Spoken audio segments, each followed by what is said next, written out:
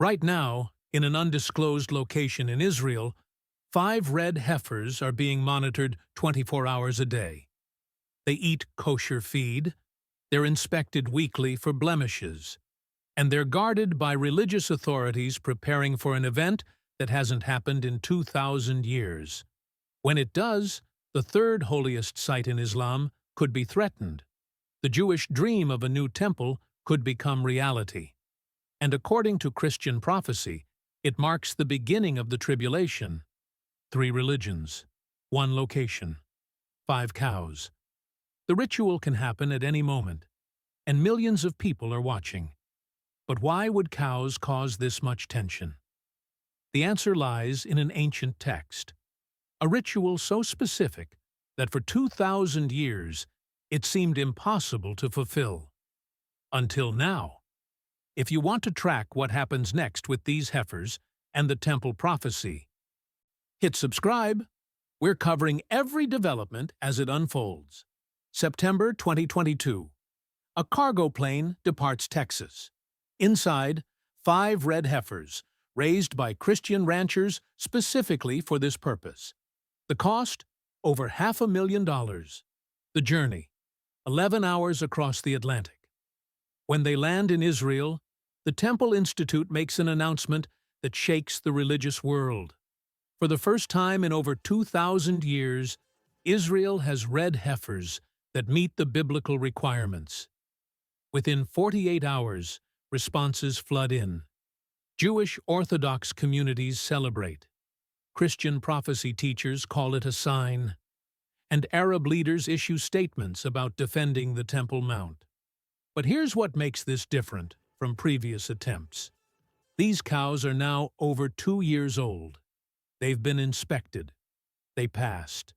And according to Jewish law, they're finally old enough for the ritual. The waiting period is over. So why does a cow matter this much? The answer is in Numbers chapter 19. About 3,500 years ago, God gave Moses a specific command. A ritual for purification that was different from every other sacrifice in Jewish law. The requirements were extreme.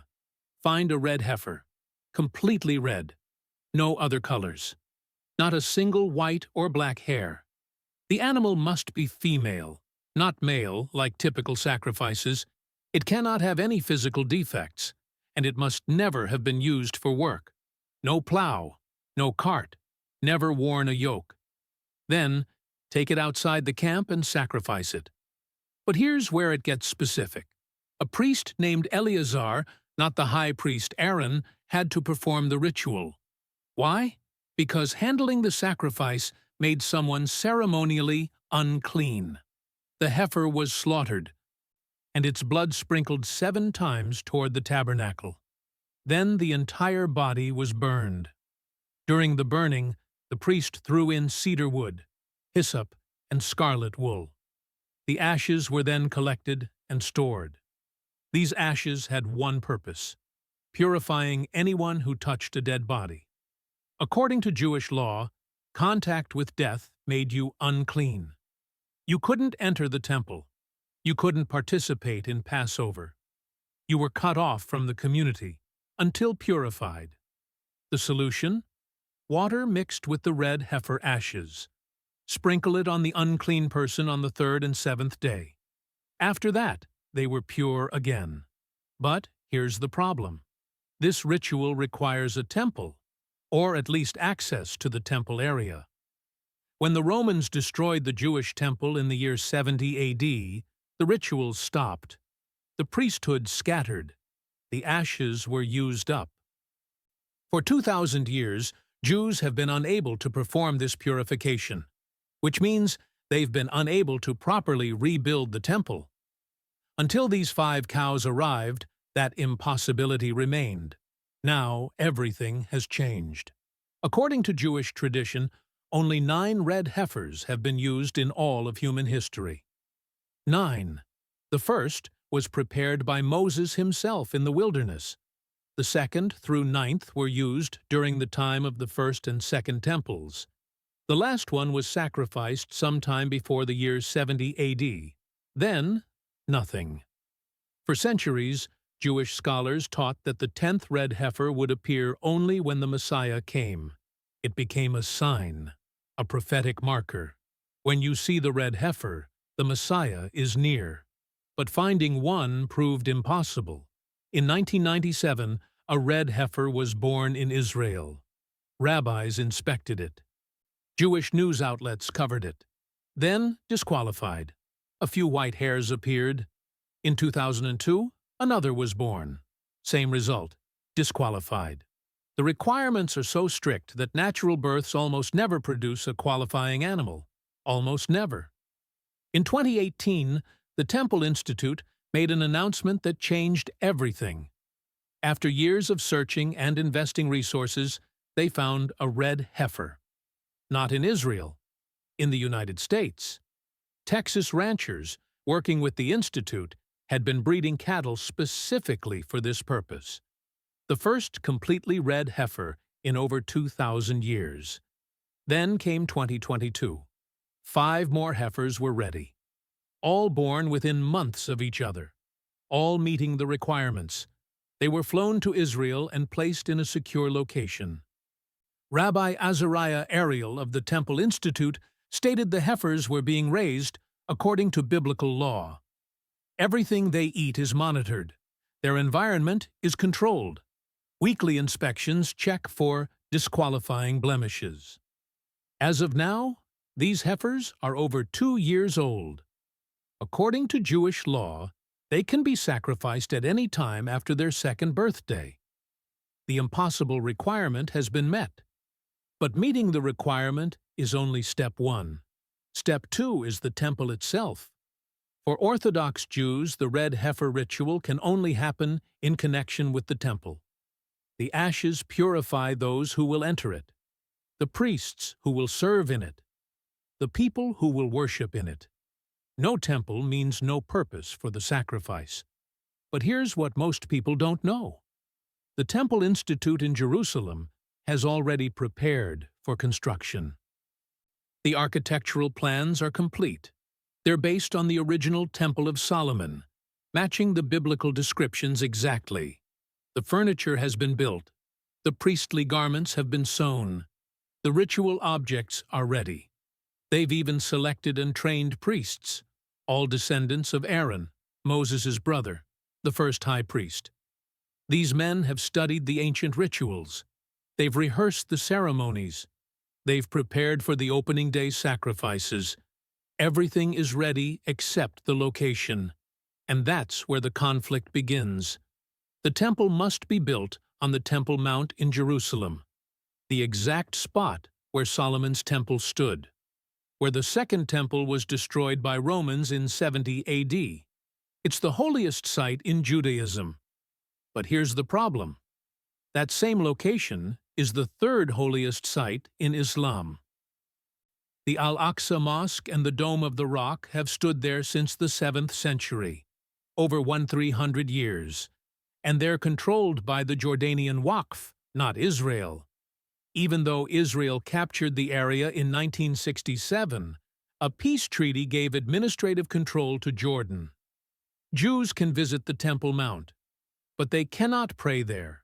They cannot perform religious ceremonies, and they definitely cannot build a temple. So how does this move forward? Most experts say the same thing. This will require a peace agreement, but not just any agreement.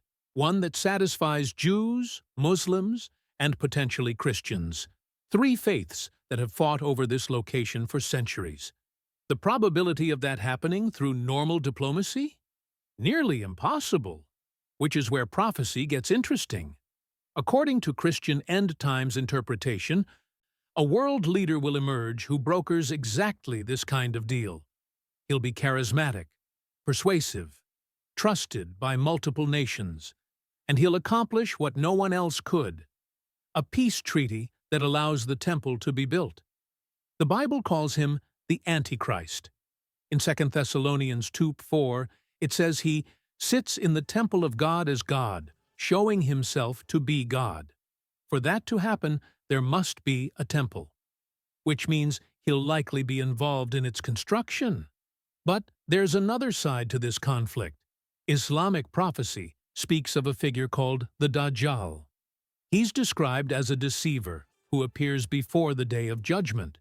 He'll claim to be divine. He'll perform signs and wonders, and he'll lead people away from truth. The similarities to the Christian Antichrist are striking. Now here's what's happening right now. Arab leaders know about the 5 red heifers in Israel. They've issued statements. They're aware of the Temple Institute's preparations, and they're making it clear any attempt to build on the Temple Mount will be met with resistance. The region is already tense. Israeli-Palestinian conflicts continue. The Temple Mount has been the flashpoint for violence multiple times in recent decades. Adding temple construction to that equation could ignite something far larger. A regional war. International intervention. Exactly the kind of crisis that would require a powerful mediator. Someone who can do the impossible. And according to prophecy, he's coming. Here's how it could unfold. A crisis erupts in the Middle East. Maybe over the Temple Mount. Maybe something larger. The conflict threatens to spread. Oil supplies are at risk. Global powers are forced to get involved. Then a leader emerges. Someone with influence over multiple nations. He proposes a solution that seems impossible. A 7-year peace treaty. The agreement includes something unprecedented. Permission for Israel to rebuild the temple. Perhaps by dividing the Temple Mount. Perhaps by discovering the original temple location doesn't conflict with the mosques. Whatever the arrangement, all sides agree. Construction begins rapidly. With modern technology and prefabricated materials, the temple could be completed in months, not years. Remember, everything is already prepared. The plans, the furniture, the priests. They're just waiting for permission. The red heifer is sacrificed. The ashes are prepared. The priests are purified. And the temple opens with worldwide attention. For 3.5 years, things seem peaceful. The treaty holds. The temple operates. Jews celebrate the return of temple worship after 2,000 years. Many believe their Messiah has finally come, the leader who made this possible. But then, at the midpoint of the 7 years, something changes. According to biblical prophecy, this leader enters the temple. He stops the daily sacrifices, and he declares himself to be God. He demands worship.